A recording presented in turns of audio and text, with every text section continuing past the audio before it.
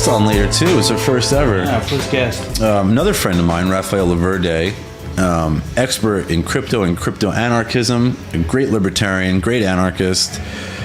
We shared the stage at the Miami Crypto Experience a few years back where we spoke about crypto and stuff like that. So we're going to be doing something similar tonight, get his take on the volatility in the crypto markets, the lawfare cases going on, and what he thinks about what the next 4 years of Trump has to do with crypto, how that's going to push the markets. We have my main man, Raphael Laverde. Adam meet Raph, Raph meet Adam. Nice to meet you, Raph. How you doing? Hey, what's up, Adam? I can't see you guys. I'll probably look on my phone, but I can hear you very well. Yeah, I'm doing pretty good. And I'm honored to be here, guys. Thank you for having me as your first guest. Yes, our first ever guest. We really we haven't done any guests before, but I mentioned we have Alex Vidal is going to be helping us produce the show now, and he's going to help sort of manage things behind the scenes, and he thinks it'd be a good idea, so we went with it. And Raph is somebody we both know, and Raph and I have worked together before. And I know he knows his shit, so I'm comfortable lending the audience's ear to him because he's one of the most knowledgeable people in the crypto industry, and I don't say that lightly. I know you guys at home. I don't think you can see Raph, but you can hear him.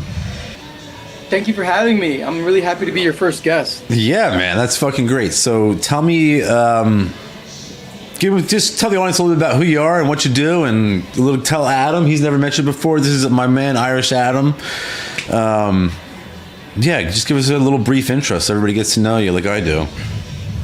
All right. Well, I'm an early. I want to look at you guys while I talk to you, so I'm just gonna look at you on my phone. Maybe a little delayed, but okay, sounds good. Well, look, I'm happy to be here. My name is Raphael. I'm an early Bitcoin adopter.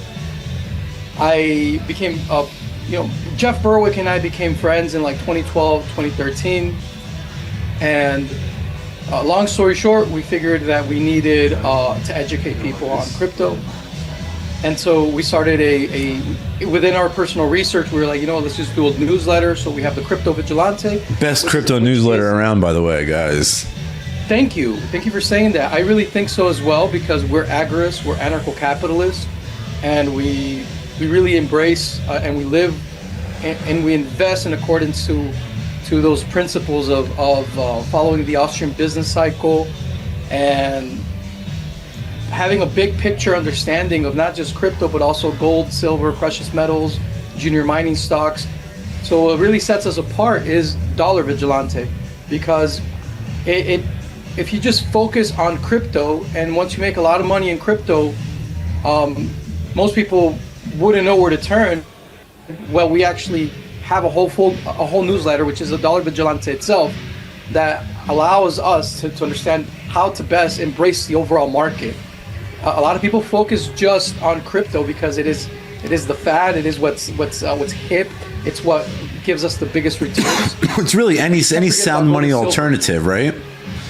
Pardon? It's really, as libertarians, if you want to profit off of the nonsense going on at the Federal Reserve, it's really sort of any non-inflationary or sound money alternative, any non-inflationary asset or sound money alternative. Would you agree with that? Correct. Yes. Yeah. So our job is to educate, really, and to invest as best as possible. In accordance to sound monetary principles, Austrian economics, understanding the economy from an Austrian economic perspective. And we're very blessed to have teamed up with Jeff Berwick and Ed Bugos, who Ed is our director of research, and when it comes to applying Austrian economic principles to investing, he's the man. And experience and knowledge on this, on theory, when things are most pivotal and crucial, becomes the most practical of things that you can possess. So we can be very up to speed with crypto as Bitcoiners and understand the crypto market itself. But there are moments in time when you have to make decisions. And it is at those moments where it doesn't matter what present day knowledge you have. What matters is your experience. So having Jeff and Ed as people that we can, they do things that we don't expect them to do, that wouldn't occur to us because we're younger, because we don't have the experience. Although we have the knowledge, the skill, and the I'm old as shit, bro. Speak for yourself. I'm almost 40 now. You're still young. I mean, and for example, we one of the things that like Ed has been really harping on recently, which makes me reconsider the whole state of the market, is how bullish the trend for the dollar and the stock market has been for decades now. Since like the 80s, 70s, people have only have really had like an upward. Well, that's because that's because they're always printing and printing and printing. They're just basically, ever see one of those things that people use to fan their fireplace, one of those fucking accordion things. That's basically what they're doing with the economy and the stock market. They're just pumping it up full of freshly printed money. Raph, I'm gonna pick your brain though a little bit on crypto here. I got a few questions for you. The first thing I think is on everybody's mind, including my own, is I want to know what you make of the recent price action in the crypto markets. I'm getting fucking murdered over here. I'm getting hammered. I'm going to be out in the street begging for fucking food pretty soon if these coins don't bounce, buddy. What's the deal? Am I going to make my money back or am I going to be homeless? Well, if you're uncomfortable with the volatility now, hold on tighter, because we're going to experience a lot more volatility for the rest of the market. Yeah, it's going to be crazy. We're going to shoot up to up to 200,000 in BTC and come right back down to like 150. That's the type of volatility that we should expect in the euphoria of like the last leg up of the bull run. Same thing with the altcoin market. So we live in a world where everyone's trying to manipulate you. We live in a world where everything is a player versus player experience, especially in Bitcoin and in crypto. And even if I was not part of the founding team for the Crypto Vigilante and part of the Dollar Vigilante, like I would be seeking out something private like that, where I could have the reputation of guys like me and the team to hold accountable for for the research that they offer, right? Because right now, if you or I were just to go into any chat on Telegram or on Discord, can you really trust the people there on the other end? Oh God, no. Those are the most untrustworthy people in crypto. You ever get added to those fucking Telegram groups? As well. Pardon me? You ever get added to those like spammy Telegram groups where it's like, or the WhatsApp groups where they'll just try to like, the whole thing's a fucking nightmare. So go ahead. I'd be looking for something private. I'd be looking for something where I am part of a club, of a membership of reputable analysts, and that's what we've been able to offer the world as the Crypto Vigilante, as the Dollar Vigilante, and our latest product, which is the VIC, the Vigilante Insiders Club, which is like getting access to all of our analysts in real time. Like it's a private group where you're with us. Something crazy happens in the market, we all jump on the call. You're talking to Ed, to Jeff, to me, to all of the analysts. Our technical analysts, Mr. A&W, were the group of first guys to chart Bitcoin in the Bitcoin Talk forums in 2010. So this is a pedigree of technical analysts that have the most experience in charting Bitcoin and Bitcoin's history. And it's an honor to have them as part of our team. So we focus on the fundamental analysis of what is it that we're talking about, technical analysis, the when to get in, when to get out, the state of the market, right? The actual charting of it all. And then we also focus on operational security of like, how do you actually work with these technologies in a way that that you can best personalize in your life to secure your digital goods. All right. So now, so if you guys are in the crypto markets, which most people honestly probably are at this point, if you're in crypto, that's probably what you're doing. Check that out. What's that? VIC, VIC? What is it? What is? Go to dollarvigilante.com or cryptovigilante.io, and you'll see links to both. Okay. You'll see links to the exclusive club there. This is for people who really want to be engaging with us.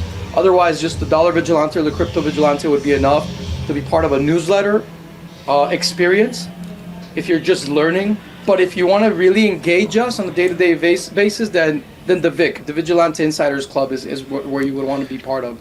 Now, what about someone like me or you, someone who's more ideologically driven? Let's say the goal is maybe not to get rich, but it's to fuck the Federal Reserve over, or even if, I'm just trying to, do things from an agorist or crypto anarchist perspective. What coins should I be holding, Raf? Okay, so that's an amazing question, because that's really how we started. We started with an activist approach to our newsletter, and that approach served us very well, served everyone really well, and it's at the core of everything that we do. But as time has gone on, we realized that crypto has moved beyond the agorist libertarian world, and it's obviously something that is mainstream right now, where even countries are talking about having strategic reserves. So our focus right now is to maximize profits and to preserve profits, to preserve wealth as much as possible. So what you're asking for is the activist approach. And I myself, I'm very vocal about that distinction, that you either come into crypto as an activist or as an investor trying to maximize and preserve wealth. So, well, Sal, what is it that you value in life, right? It comes down to your personal values, because when we talk about cryptocurrencies now, we're talking about weapons. Well, should I invest in something like Ripple? Are you someone that wants to use the World Economic Forum because you're a socialist, a communist, and you want to have people eat crickets? If that's your ideal for what's best for life, for everyone around you, if that's your motivation as a communist activist, then yeah, maybe Ripple would be good, because it justifies it fortifies the existence of fractional reserve lending banks. It fortifies the existence of the Federal Reserve. So if that's what you're for, it's always been the most centralized coin. Ripple. Quick little story. I was back when in New York, we used to do these meetups, and there was one that was like some economist actually wrote a book on tokens. This is going back, I don't even know, maybe 2017, 2018, something like that. I don't even know, around there. And it was brand new, and that was the thing I'm still telling everybody about, the tokenization of everything, because that's a matter of time.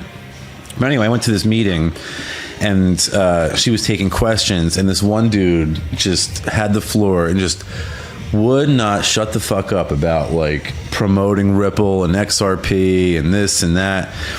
It is extremely centralized. It is not only useless, but as Raf said, it's actually counterproductive from a libertarian or agorist perspective. I really like coins that have utility, something that can be used as a medium of exchange, or maybe something that's private, or maybe something that just does something. And Ripple is not one of those coins. In fact, what it does is it empowers the state. So I like coins like Bitcoin Cash, BSV. I like Monero. I like Zano. I like Pirate Chain.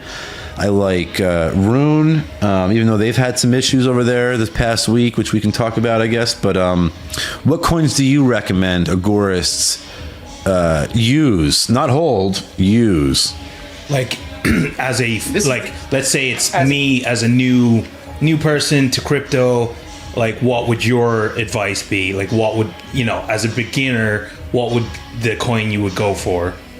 Okay, so we're talking here from an activist perspective, not as someone who's trying to maximize wealth, correct? Yeah, but you know what though, Raf? I've maximized my wealth by taking the activist approach. If I didn't take the activist approach in 2012, I'd probably still be working some shit 9-to-5 jobs, shoveling shit somewhere up in the North Jersey housing projects. But you know what? I took the activist approach and I said, you know what? For me, it was having money that the banks couldn't touch, that they couldn't say, they couldn't just reach their hands in whenever they want and pull it out. And by doing that, I got in early, and the rest is history. But sorry to interrupt you. Go ahead. He wants to know what you think he should start off with.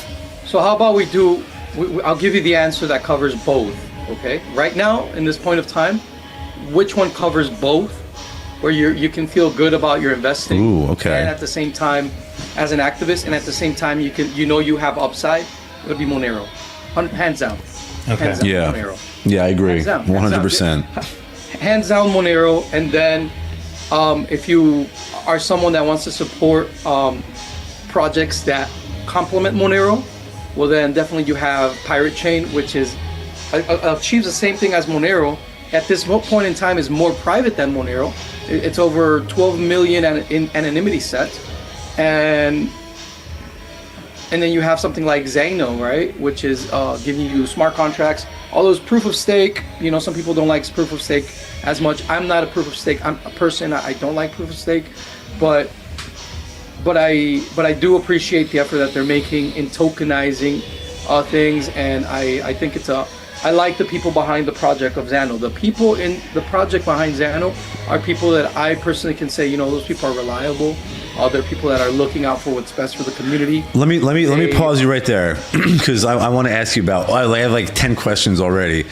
I agree with you. Monero has enormous upside and it has utility because it's a privacy coin. So you put your money in and nobody can see it. It uses different cryptographic tools like ring signatures and shit like that, so that they don't know who's sending what to who or how much or when. All of those details are obscured.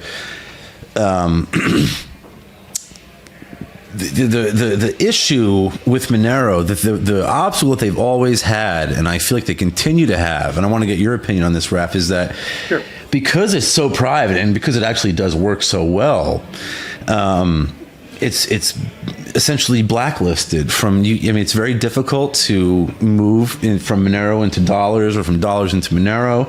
So let's say you did make a bunch of money. It might not be exactly easy to bring that back into. There are ways to do it, but you kind of have to be a more intermediate or advanced in the crypto industry. The second thing I wanted to ask, I'm just going to give you all three, and you can just hit whichever ones you want. We talked about Pirate Chain, and I have been a tremendous fan of Pirate Chain since its inception. I'll tell you one of the things that scares me, though, Raph. I remember seeing an exchange on Twitter where these guys were talking about Zcash. And Zcash uses ZK snarks as well as Pirate Chain. It's a little bit different than Monero, Adam. It's a different cryptographic protocol that's being used. But Monero does not use ZK snarks, but Pirate Chain does. Zcash does as well. I saw a exchange on Twitter quite a while ago, but you can find it's a very famous exchange. If you Google it, it's not hard to dig up.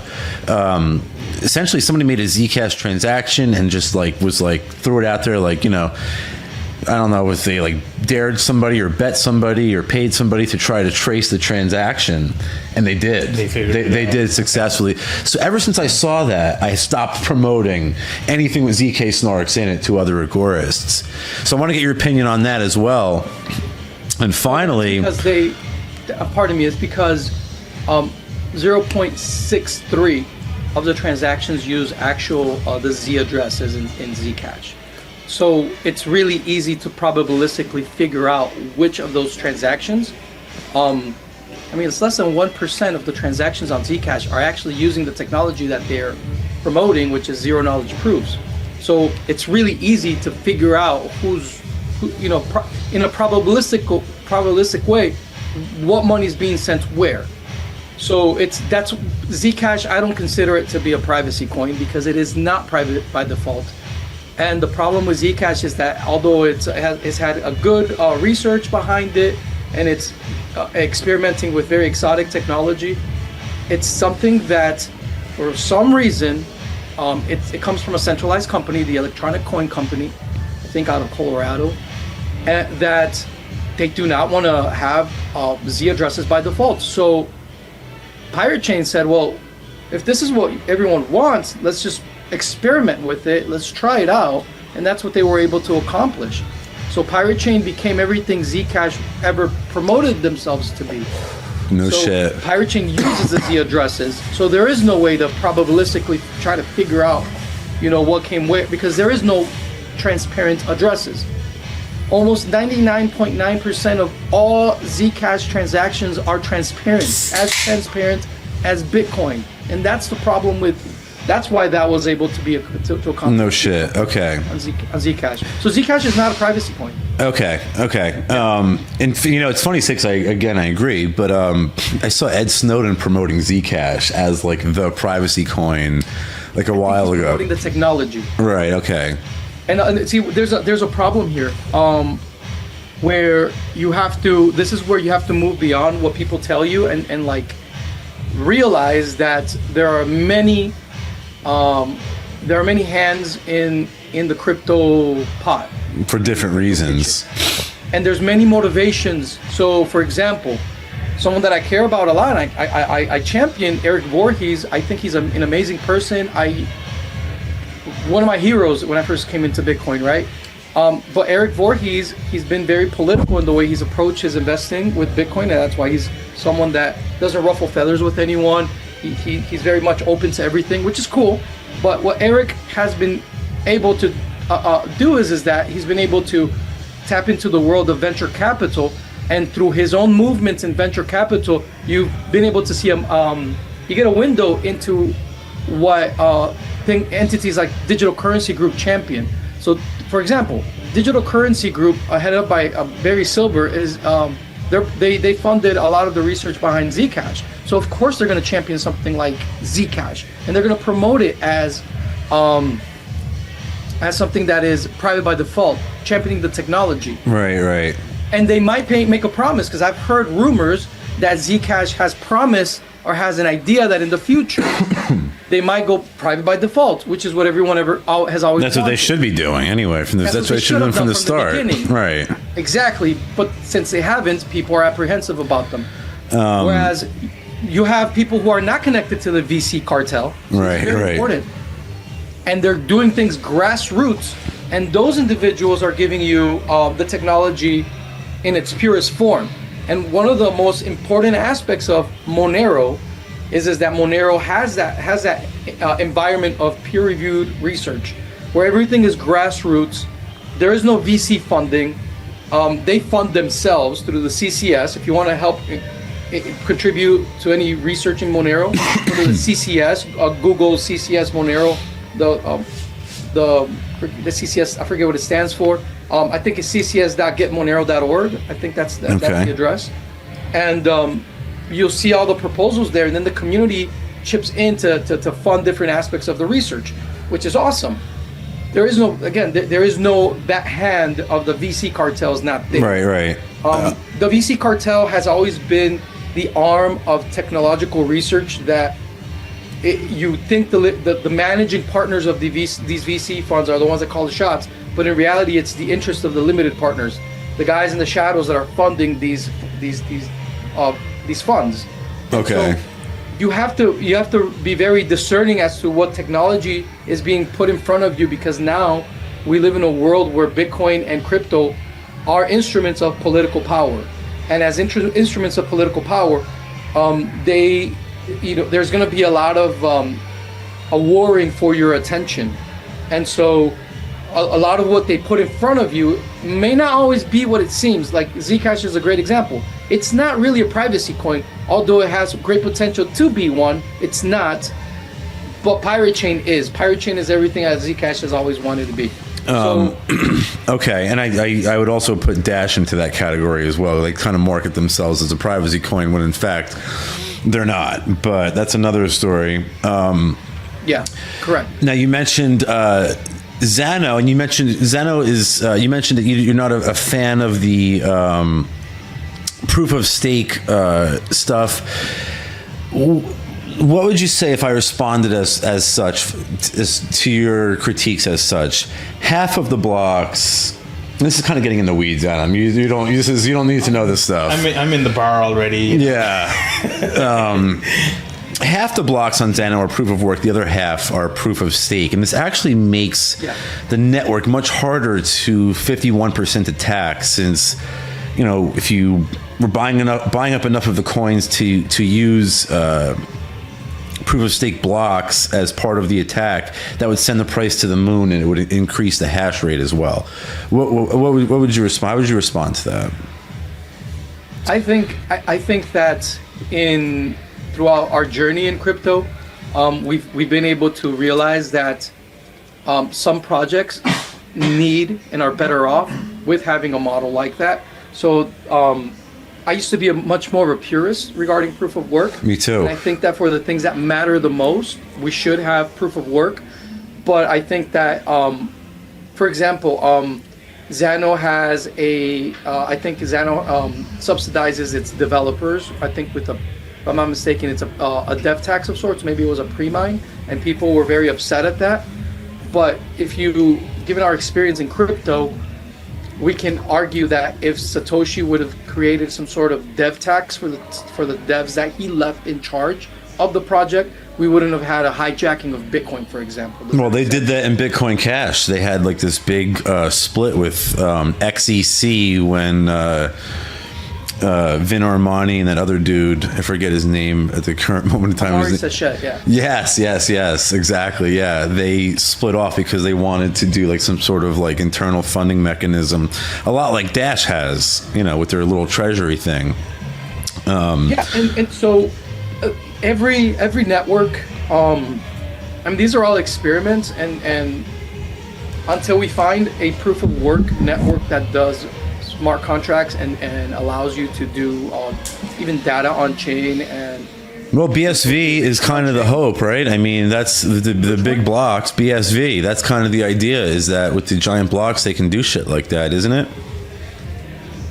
The forbidden coin that we can't talk about. Yes. Well, yeah, exactly. So yeah, that is the hope for many. That is the heart of a lot of the innovation that comes from crypto. Right now is modeling after what BSV has proposed. So Solana is, for example, a network that is accomplishing what BSV has proposed to the world, but after suffering so many commercial attacks, interior and exteriorly, they've lost the advantage, and now Solana, being proof of stake, has really taken the market by storm, and a lot of the developers working in Solana came from BSV. No shit, really? Yeah, like Dean Little. If you guys want to follow Dean Little, he's a badass. He's the guy behind Zeus, and what he was able to accomplish is that he turned Solana into a Bitcoin SPV node. So check this out. Simplified payment verification, which is Section 8 of the white paper, is something that in BTC has been kind of like, it's one of those things that BTC has pushed to the side, like we don't care for it as much because they don't want to use Bitcoin as money, they don't want to use it as cash. But simplified payment verification is the means to have a light node, especially if all you need to do is verify the block header or transactions, like without having to run any heavy equipment. So it would be perfect for someone like a merchant that just wants to see transactions in real time. Make sure that everything is. You're saying BSV would be perfect in that scenario. So what I'm trying to say is like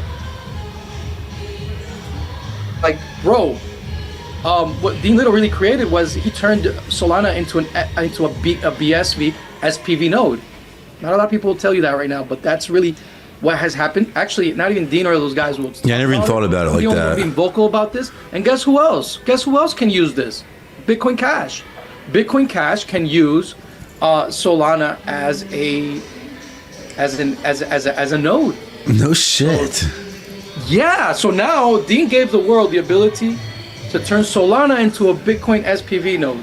So all of the Bitcoins can apply, can enjoy this now. You know, I always liked Solana after the NFT boom, because I was slinging NFTs, and Solana made it so nice and easy to ding them up real quick. I mean, I can make an NFT on Solana in like under 5 minutes. Yeah. So it was actually really useful in that little phase there.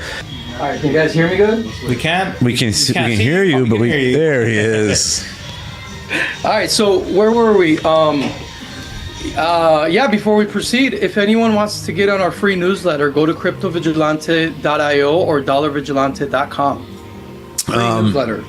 You know, actually, by the way, it reminds me, I want to give a quick shout out to our sponsors, or one of them, Agorist Nexus. They have a new book out, guys, that's written by Wendy McElroy. It's called Revolutionary Friend. It's the first ever biography of Samuel Edward Congan III.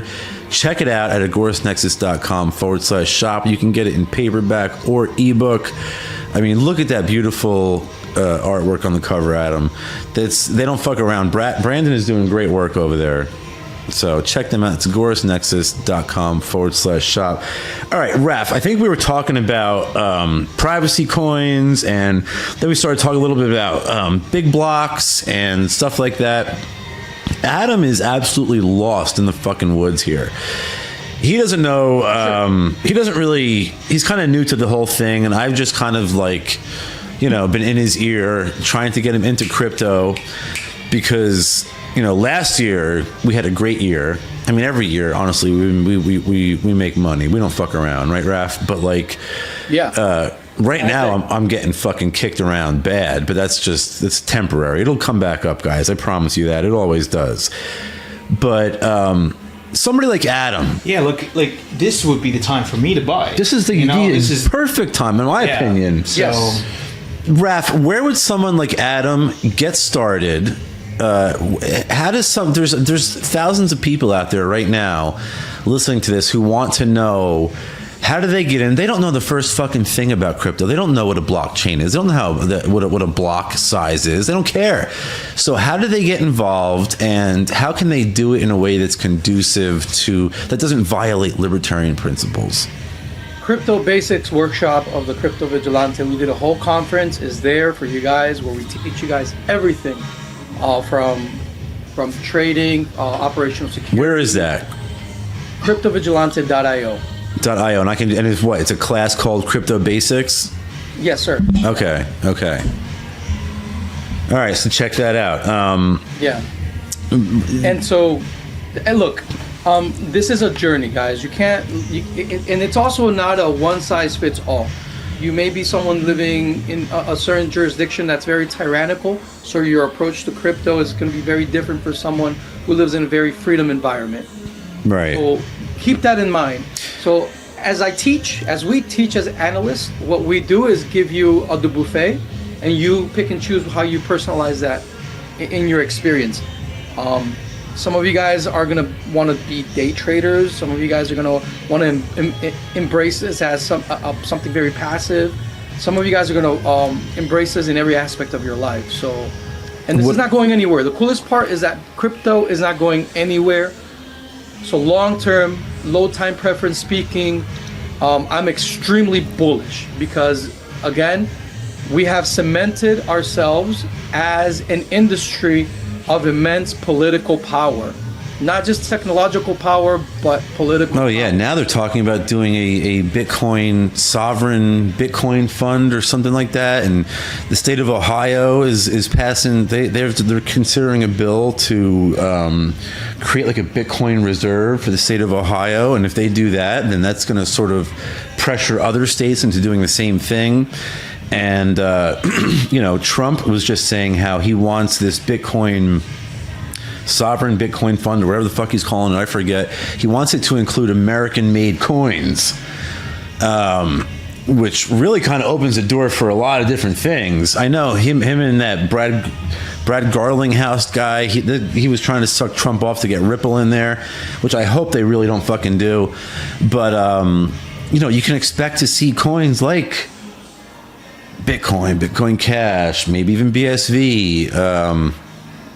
Who the hell knows? They're learning, man. That's what's happening right now is that they're going through a process. They're capitulating, Raph. They're capitulating. 100%. And the thing is, guys, for everyone out there that has their favorite project, know that your time will come, because this is an arms race. This is an arms race for the best technology. And so, yes, the U.S. can choose BTC and Solana, but what's keeping Russia from choosing Bitcoin Cash and BSV? Right. Nothing. Right.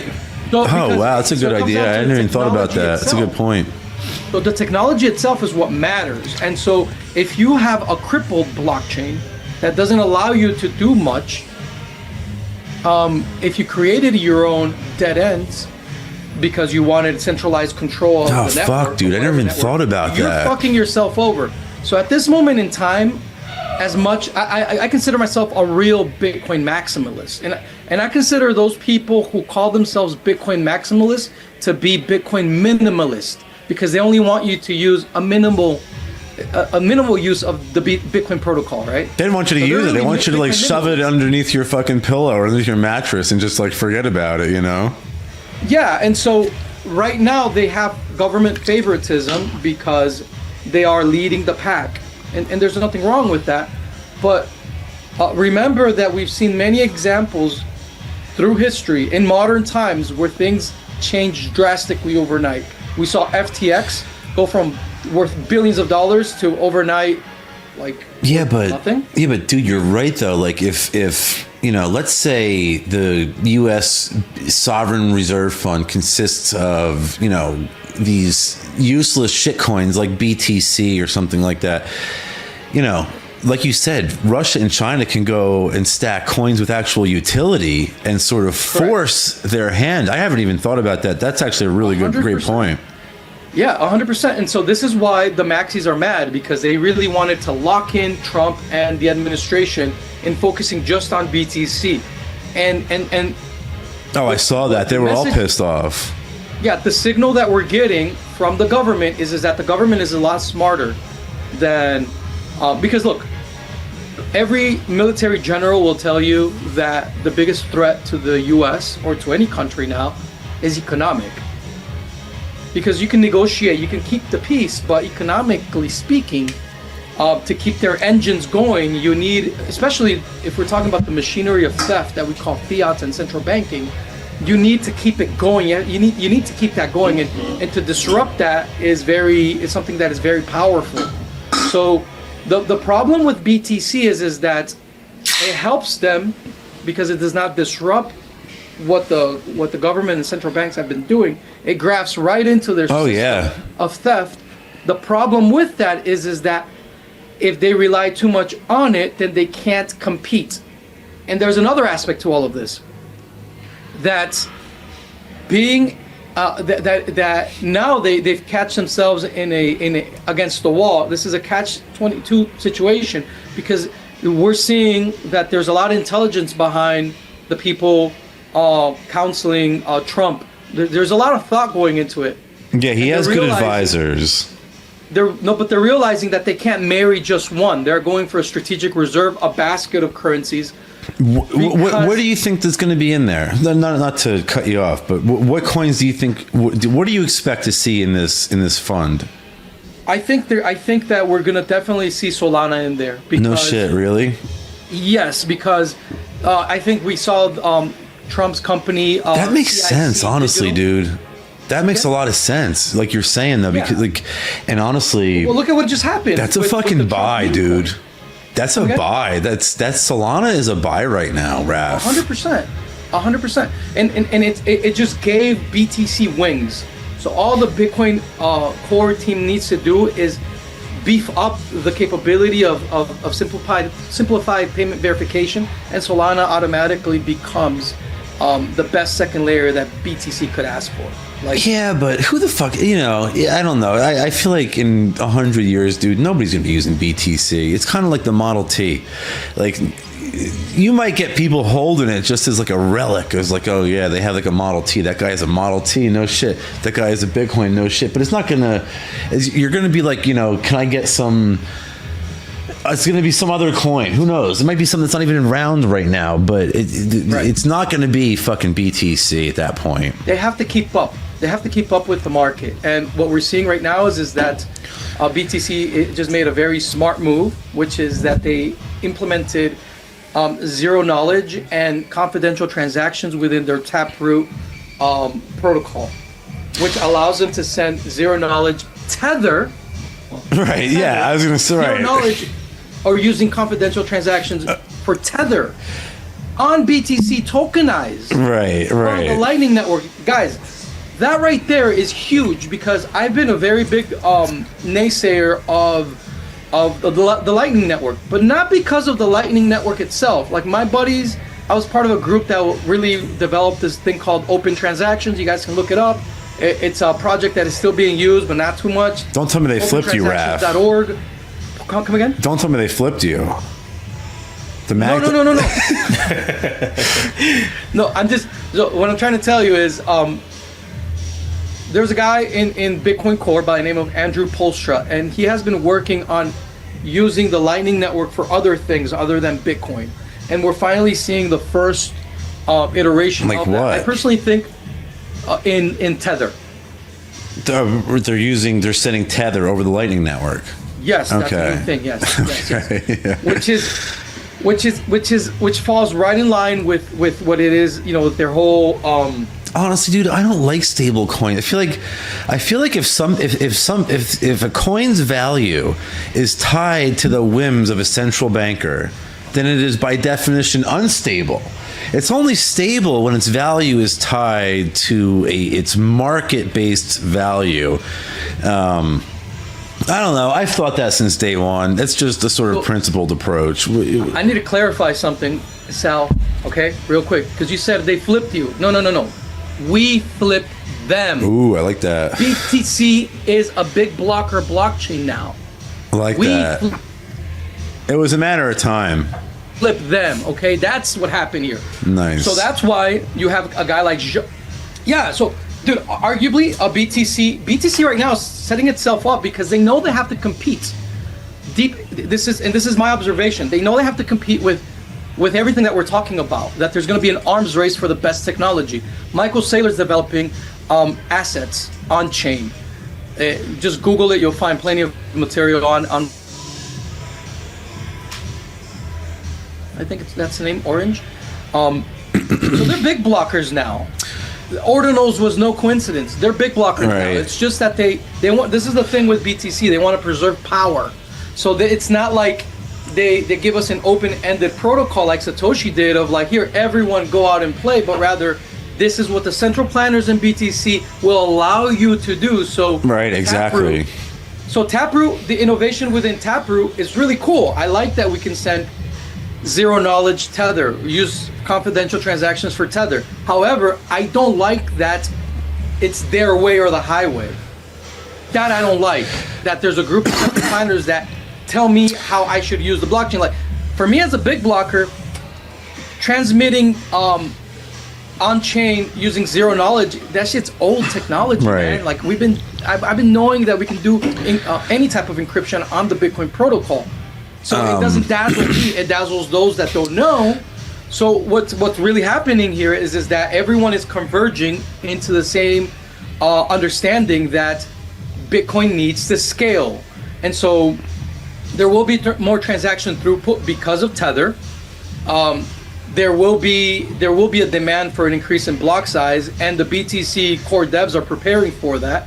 Are you familiar with what they're calling the Great Script Restoration? Oh God, no! I'm afraid to find out. They want to restore 19 opcodes in BTC, starting with. When you say restore, what that they took away from Bitcoin during the Civil War. So why not just use one of the? Why not just use a different chain? Why not use a big blockchain? Use BCH, use BSV, because a big blockchain is an existential threat to BTC. Right, exactly. So a big blockchain is a threat to their investment, is what it is. Well, yeah, because a big blockchain like BSV does not only have the capability of flipping Bitcoin BTC in terms of dollars, right? But it has the capability of completely consuming its entire infrastructure. So it's not like you just flip the value of the coin, but you flip the value of the coin, but you also like pillage and just own all of its infrastructure at the same time. So that's why I think Bitcoin Cash and BSV still to this day are an existential threat to BTC. And we're only one viral application away, listen up guys, in BSV or Bitcoin Cash from completely challenging BTC and they know this shit. Yeah. The BTC maximalists. You're right. You're right. They go so hard. They're running scared, honestly. Well, they're kicking big blockers' ass on purpose, dude. Why do you think what's happening with Roger Ver is something that you think it's something that's just Ref, I was just going to ask you, I wanted to switch gears and talk about the war on crypto, specifically the lawfare case against Roger Ver. Break it down for me. What are your thoughts? What's the government doing? Explain to the viewers what they're doing and give us your take on it. I think they're trying to make an example out of Roger, but they don't have a foundation for their case really, and so obviously this is something that was they're going after him because he put out information that is too dangerous to the establishment. Bingo. That's what I've been telling you, Adam. Haven't I been saying that? I've been saying that to you. But there's an aspect of Roger Ver's book and message that I don't agree with. You want to know what it is? What is it? Him and Stephen Patterson, that there's a subtext in everything that they write and what they say. The subtext is like they conceded. It's almost like BTC won, we lost.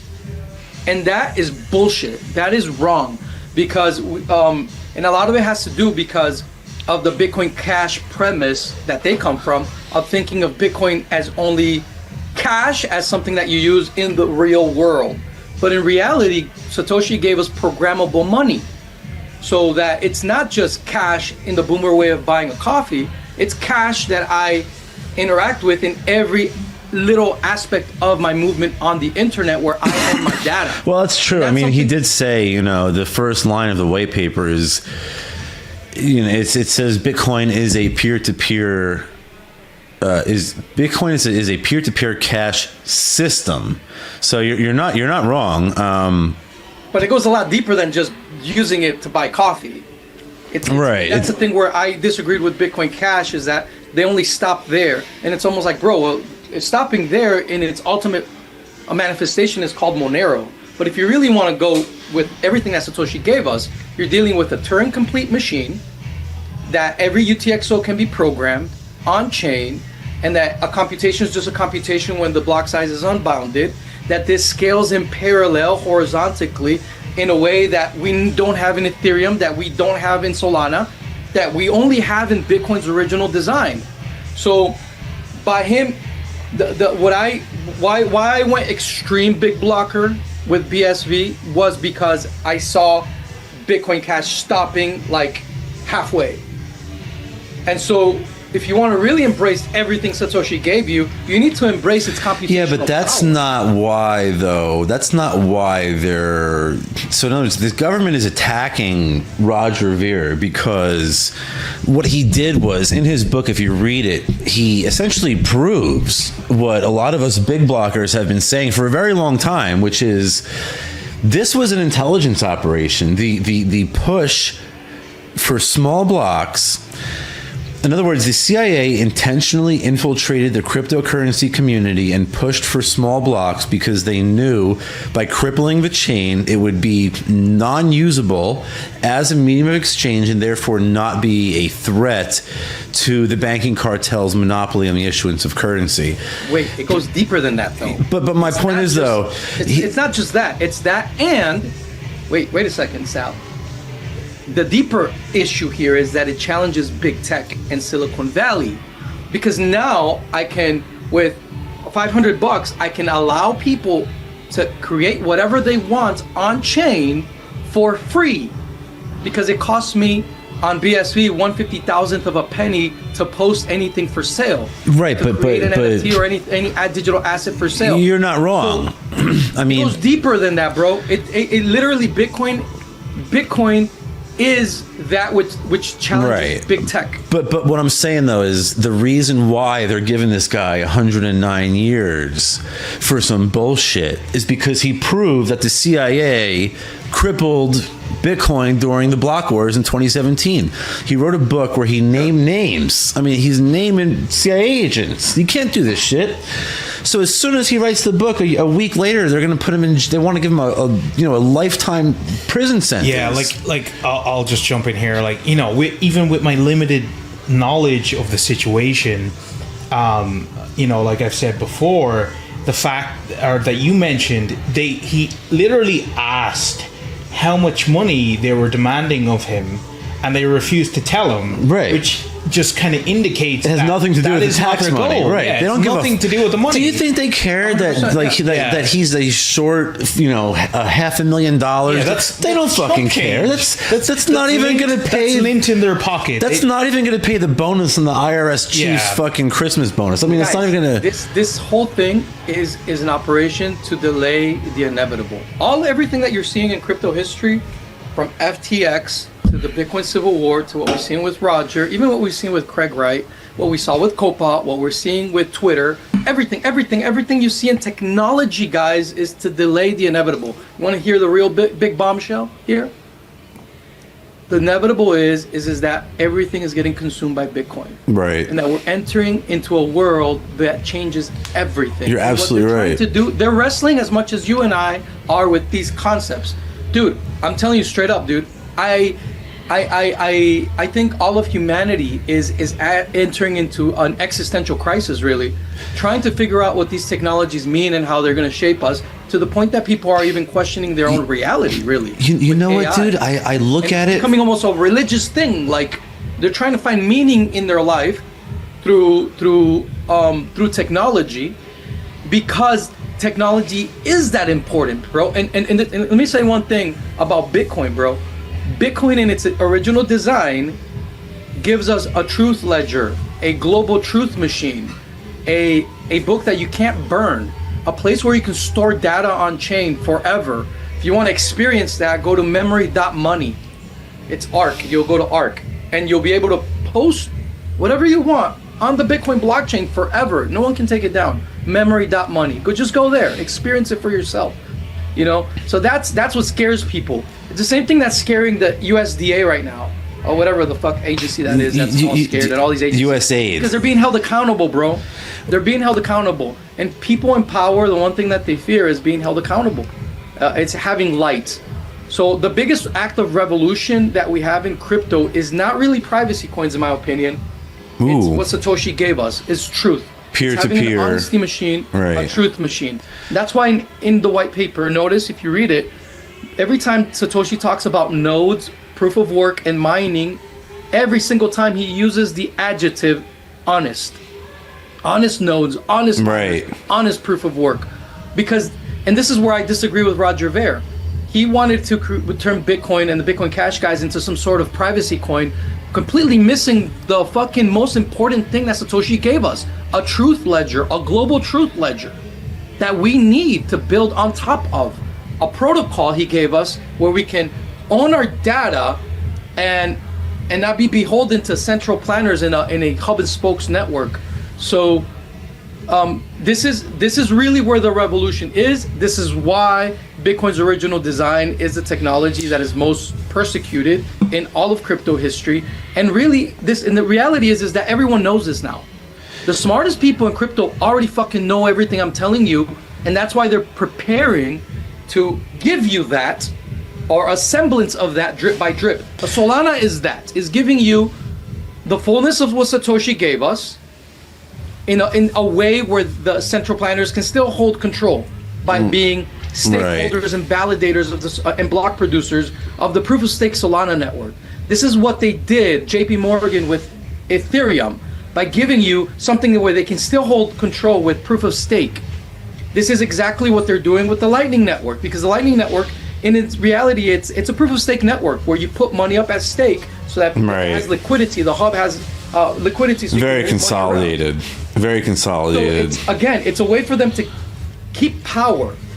Well, what's gonna happen, guys? And this is the big fucking deal here is that deep down, everybody already knows that the cat is out of the bag, and that we live in a world now where the person you least expect can shock everyone the way Satoshi shocked all of us. Especially now that we have AI, and look at what just happened with DeepSeek, right? We have technology that now that we can outcompete each other easily. That you don't need billions of dollars with a couple million or a couple thousand. Now you can outcompete anyone in the market. So they're going through an existential crisis right now, and what you need to realize is that this is a great opportunity for freedom, and that's why we need to talk about this. We need to educate ourselves about these things, and so we're just barely getting started with crypto, man. Because if you really want to get even deeper into this shit, Satoshi gave us an AI. That's really what he gave us. He gave us a swarm intelligence on chain, where through a profit-seeking model, through a meritocracy of miners and entrepreneurs on chain, they seek what is best for the network, and the network automatically has a feedback loop within it to assess what's best for us on chain. This is what Solana's trying to replicate. Solana's trying to replicate Satoshi's original design. That's all Solana's trying to do, really. And this is what the Bitcoin core team is trying to mitigate. That's why they have the great script restoration that they're deploying. This is why they're bringing in liquidity on chain in BTC that is zero knowledge, right? So everyone is already competing in the same arena. And the biggest bombshell that we saw, I keep using the word bombshell, the biggest thing that we saw was that Donald Trump himself, his company CIC Digital LLC, launched the Trump meme coin I saw using that. Solana. Wild. That Wild. was fucking amazing, because it didn't matter how much money you contributed to the Trump campaign as a centralized exchange like Coinbase. He literally Kraken. rug pulled all of his fucking supporters, and they were just rug-pulled like, all of them. They're still supporting him though. It on BTC. Hey, don't you think that Trump? It makes sense for someone like Trump that he would want his meme coin to commemorate his presidency to be stored on SHA-256 forever, right? That shit makes total sense to me. Why didn't he do that? Because we live in a world now of better technology. Right. And Solana is better technology, is accessible to everyone, is cheap, Easier. frictionless, permissionless, easy to use. And so he rug pulled his supporters in a way. Raph, He really did. we have to wrap it up soon, but I have one more question for you. Give it to me quick. What are your top coins for 2025? Top coins for 2025. Yeah. Hit me with How many it. do you want? How many do you want? Give it to whatever you got. I want it. I want to hear it. Top Okay. three. Your top three. You're not gonna like my first answer. Uh-oh. Come on. I don't disagree with anything that you have to say, to be honest with you. Okay. The biggest problem that you guys like us have, and you said it at the beginning of our conversation. You're like, dude, I did great for myself by following my. No, don't tell me Ripple, bro. Come on. No. Number one is BTC. We have to listen to the market. The market is learning. You have to see Bitcoin for what it is, BTC, as a place where the world is learning, about Bitcoin, about these technologies. Yeah, I don't necessarily disagree. Look, it holds the brand. It is the Exactly. it's the torchbearer of the The one crypto. people know about. Right. Yeah. Even though it doesn't work, that's the one. When someone says I'm going to invest in crypto, that's where they're going to go, because that's what they think. They think Bitcoin, Right. but they don't know that it doesn't do anything. It's just Yeah, they're like, just like trying to correct put- me if I'm wrong, but like that's the one that is more leaning towards the financial benefits rather than the Yeah, you know, it's up to what 100,000 or some shit now. It's like if you want to make money, then yeah, totally. right, exactly, BTC, exactly. But we're agorists here. We're crypto anarchists. Our goal is not only to make profits, but it's also to cause disruption, and that's why I try to promote things like privacy coins that do something. Give me anything that just as long as you show me some utility, I'm interested. I want to learn more. Okay, so definitely. BTC. Again, I have to ask, Sal. Do you want coins that meet just your agorist desires. No, your top performing coins. Performing in the Yeah. market. Yeah. Overall, Monero and Solana. Monero and Solana. Yeah. Definitely. That's it. Okay. Monero and Solana, by far. Black Raph. Swan, a Black Swan event. Definitely the Black Swan that could really like destabilize and change everything, and it's like the hedge of hedge, which is the most hate, and this is the reason why the propaganda. These are the around ones it I like. Is PSV, bro. That's the one that is the hedge. So it's Okay. only $40. It's a hedge against the establishment, like a motherfucker. Like that's the one Okay. that really like. But it does it have a great upside? No, because it is that hedge, because it is that threat. So keep that in mind. Also, I think you can even throw Bitcoin Cash into that as well. But definitely, to answer your question, Solana and Monero. Yeah. That's it. Yeah. I'm going Solana home and to buy Monero. Solana after this conversation. That's for sure. And then obviously things that follow those lines of thoughts, right? So you have what follows a line of thought of Solana? Something like SUI, right? So it's a smaller network, but it has a good amount of volume moving in. What's the ticker there? SUI. SUI. Okay. Yeah, SUI. It's like something that challenges Solana. You have, and then something that challenges Monero. That's a smaller coin would be Pirate Chain, right? That's where. That's at you can get a fire sale on Pirate Chain nowadays, can't you? So I don't understand your question. The price is pretty low, isn't it? I forget what it was last time I checked on Last our. time I checked, it was 18 cents. It's very damn, undervalued. and it's very undervalued.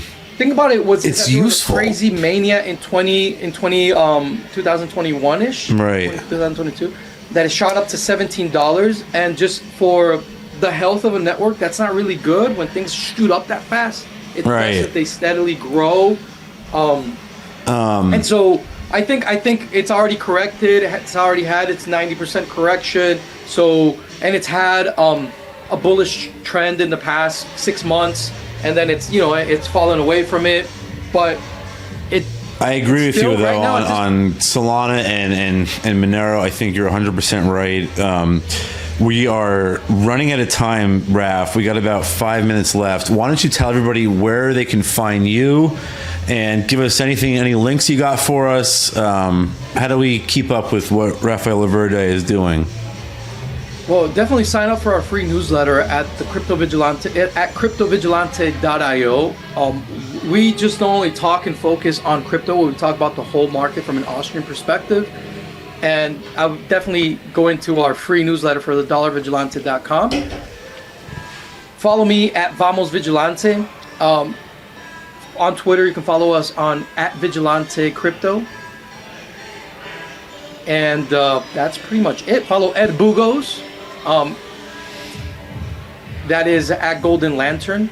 That's all on Twitter, on X. Okay. Follow Ed Bugos, or just do a search for Ed Bugos. I think he's I work with him, and in my opinion, he's an NFT, and I think you should have him on your show. Nice. Oh yeah, absolutely. Yeah, Especially in the area of, because there's a lot of, he's very knowledgeable on. We talk CBDCs and all that. about all that shit on we here. talk about. Absolutely, that's right up our alley. You should definitely have Ed Bugos here. Okay. Because he can give you look. There's a lot of libertarians out there that talk about crypto and Austrian economics, and I'd be the first one to say, we got so caught up with crypto that a lot of us forget about the fundamentals. And he's like the Mr. Miyagi. Right. That will give us back the Austrian fundamentals, and he gives you like the glasses to see the matrix. Right. So when people are scared talking about the CBDC, for example, Ed Bugos is the guy who'll tell you like, wait a minute, man, calm down. Right. You've seen this before with the SDR. And that sober mindset, I think is very beneficial for your audience to have. So by all means, I think Ed Bugos would be an amazing guest for you. Raph, we kept you longer than we told you, so I appreciate you staying late with us. Thank you for filling us in on all this info. I'm going to buy some fucking Solana. It's a good network. It's a good network. It is. And It follow is. Dean They've Little. had their trouble, but they've always bounced back from any issue that they've had, and I've always respected them for that. Like I said, I've made money selling NFTs there, and I've never had any issues, honestly. So, definitely something to think about, guys. Rafael Laverde, we appreciate you. Thank you, my friend. Until next time. Nice meeting you. I love you, buddy. Take care, guys. All right, man. Have a good night.